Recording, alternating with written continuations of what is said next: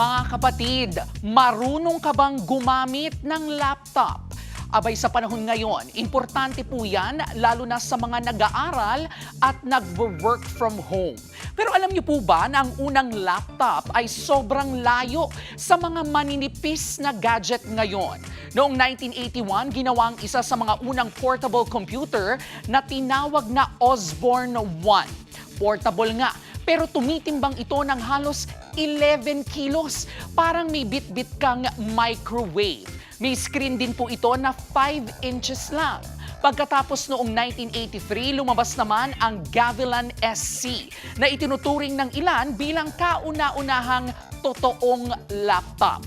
Diyan po nagsimulang magkaroon ng flip design at pwede nang ilapat sa tuhod kaya nga may lap sa laptop. Pero ito ang mas wild. Noong dekada 90, status symbol ang laptop. Bongga ka kapag may dala kang laptop sa coffee shop. Pero ngayon, kahit nasa kama, naka-online class, naka-Zoom at naka-ML. O di ba? Mula po sa 11 kilong computer hanggang sa maninipis na device ngayon. Malayo na talaga ang narating ng laptop. Iba na talaga ang bilis ng galaw ng mundo ngayon.